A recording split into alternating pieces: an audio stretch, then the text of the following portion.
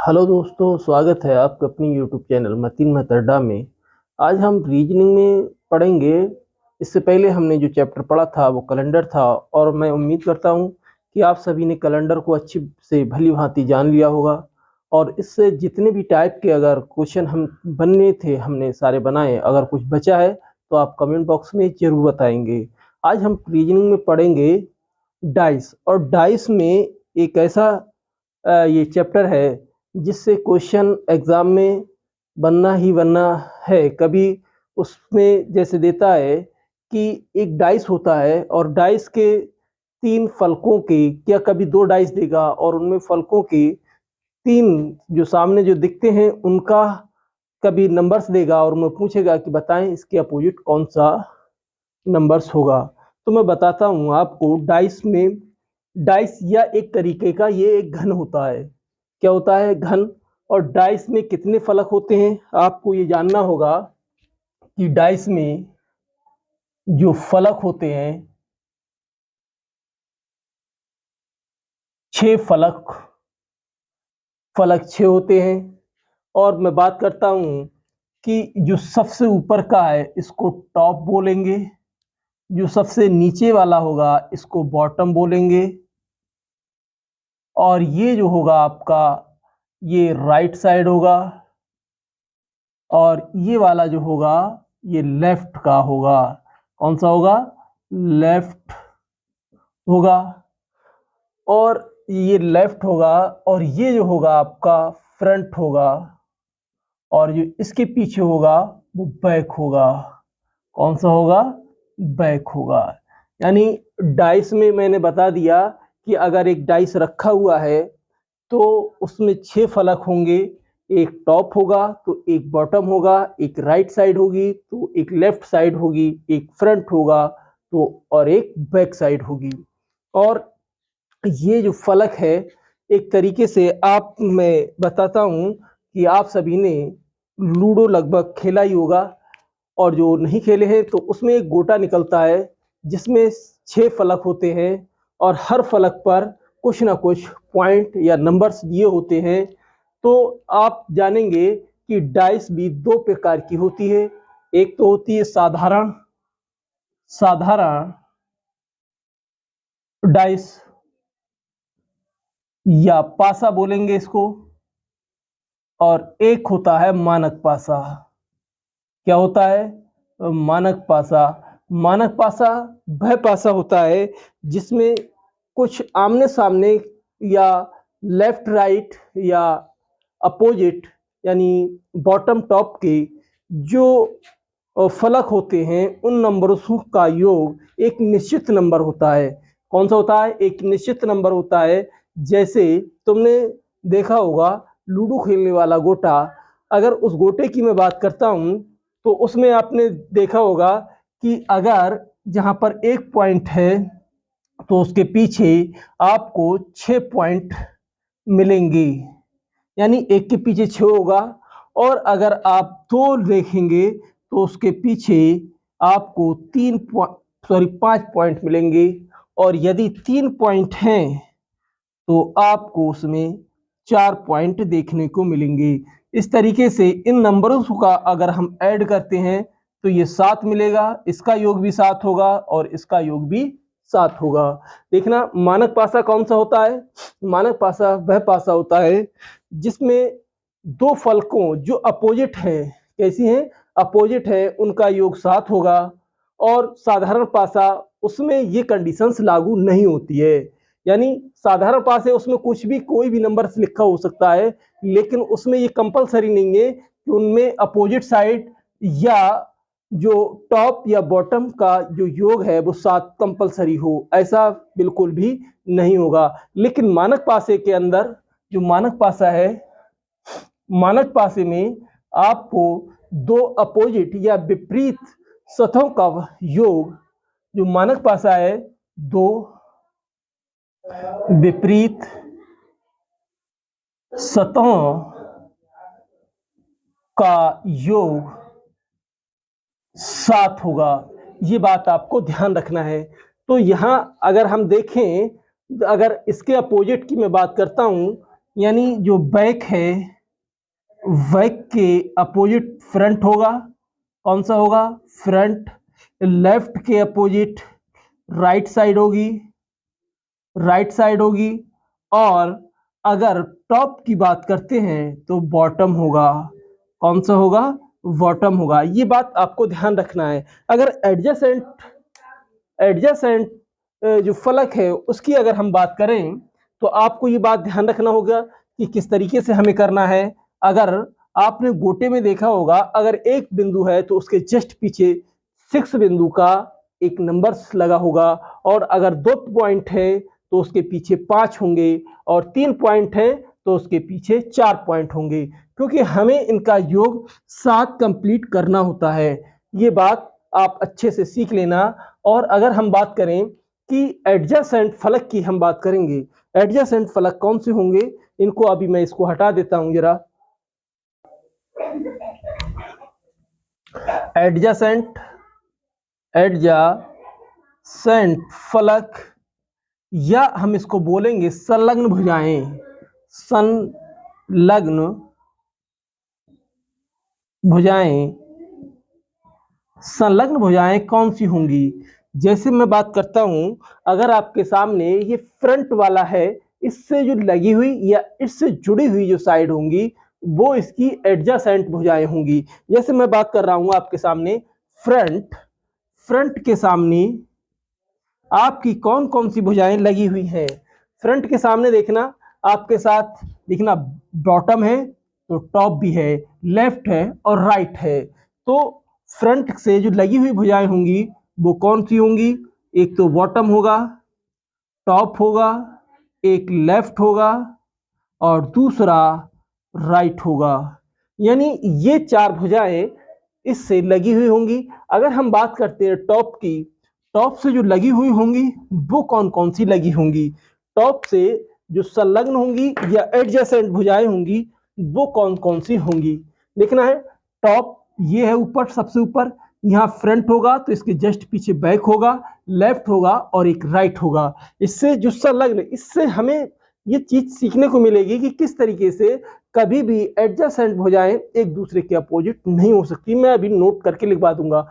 यहां से देखना, टॉप से जो लगी हुई भुजाएं होंगी, एक तो राइट भुजा होगी, दूसरी लेफ्ट होगी और तीसरी देखना बैक होगी, बैक होगी और चौथी जो होगी फ्रंट होगी। यानी हर एक फलक से 4 फलक जुड़े हुए होंगे, उन्हीं फलकों को हम एडजेसेंट फलक बोलेंगे।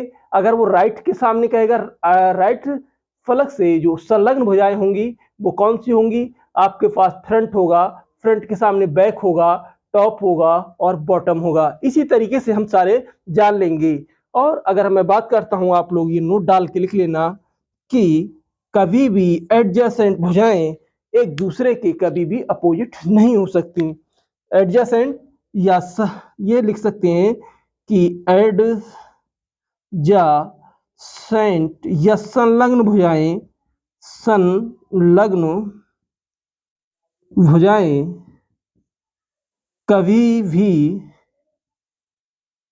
एक दूसरे के विपरीत नहीं हो सकती। ये बात आपको ध्यान रखना है कि कभी भी एडजेसेंट भुजाएं एक दूसरे के संलग्न नहीं हो सकती हैं। मैंने बताया आपको मानक पासी की पहचान क्या है, जिसमें आमने सामने के जो फलक है या बैक या फ्रंट, उनका योग करेंगे तो 7 आएगा, लेफ्ट राइट का योग करेंगे तो 7 आएगा और टॉप बॉटम का योग करेंगे तब 7 आएगा। आपका जो लूडो खेलने वाला गोटा है वो एक आपका मानक पासा होता है। यहाँ से जरा अब मैं क्वेश्चन की ओर धीरे धीरे आगे बढ़ता हूँ। देखना क्या होगा क्वेश्चन इसमें। पहला क्वेश्चन अगर हम करें तो यहाँ से पहले देखना होगा कि अगर ये डाइस दी हुई है तो उन्होंने कहा ये एडजेसेंट है, एडजेसेंट भुजाएं इसकी कौन कौन है? 2, 3, 5।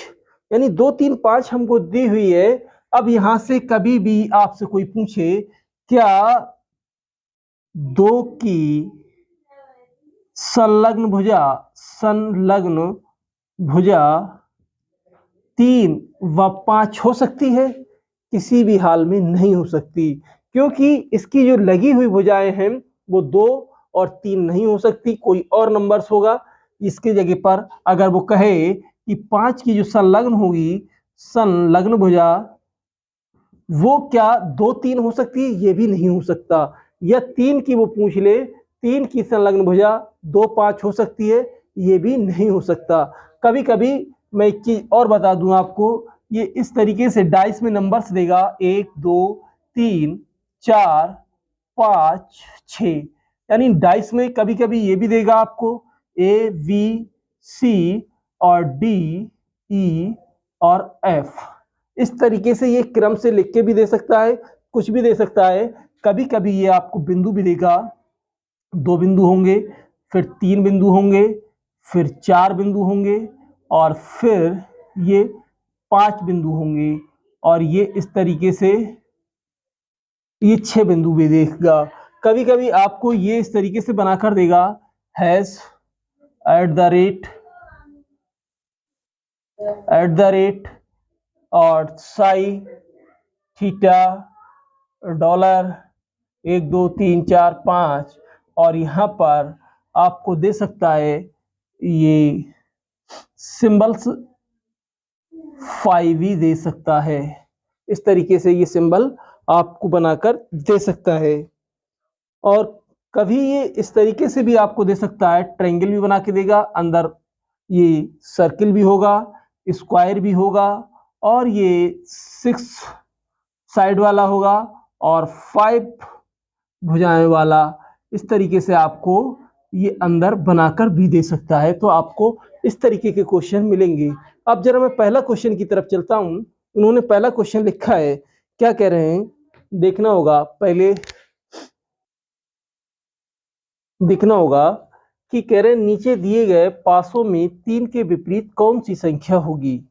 तो सबसे पहला काम होगा कि हम यहाँ पर जो दिए गए पासे हैं, कह रहे हैं कि 1 2 3, ये 3 फलक दिए हैं, उनमें नंबर्स दिए गए हैं, और यहाँ पर भी 3 फलक दिए हैं, उसके नंबर्स दिए गए हैं, और 3 फलक यहाँ दिए गए हैं। और हमेशा जब किसी भी डाइस या पासे को हम देखते हैं, हमेशा उसके 3 फलक ही हमें दिखाई देते हैं।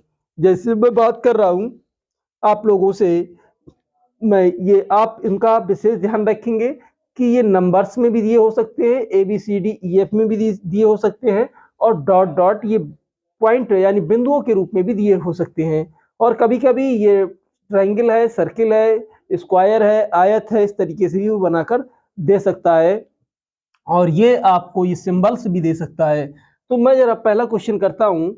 देखना है कि नीचे दिए गए पासे में 3 के विपरीत कौन सा नंबर्स होगा। तो इसको हम पहले हल करते हैं। कह रहे हैं कि 3 नंबर्स यहाँ पर है और 3 यहाँ पर है। क्या मैं 3 को इस तरीके से लिखता हूँ, देखना घड़ी की क्लॉक वाइज डायरेक्शन में हम इसको रोटेट करते हैं। तो सबसे पहले हमें 3 पड़ा, फिर उसके बाद हमें 1 आया, और फिर उसके बाद 2 मिला। अब यहाँ से हम बात करते हैं 3, यहाँ 3 5 6, फिर 3 से मैंने इसको पेन रखा और इस तरीके से रोटेट कर दिया। देखना जो काम मैंने पहले वाले में किया था कि 3 पर मार्कर रखा और इस तरीके से घड़ी की क्लॉक वाइज डायरेक्शन में, अगर क्लॉक वाइज डायरेक्शन में कर रहे हैं तो दोनों में क्लॉक वाइज डायरेक्शन में घुमाएंगे, और एंटी क्लॉक वाइज डायरेक्शन में घुमाना है तो दोनों में एंटी क्लॉक वाइज डायरेक्शन में घुमाना होगा। तो सबसे पहले हमें 3 पड़ा रास्ते में, फिर उसके बाद 1, फिर 2, फिर मैंने दूसरे वाले पासे को लिया, यहाँ 3 आया, 3 के बाद 5 और फिर उसके बाद 6।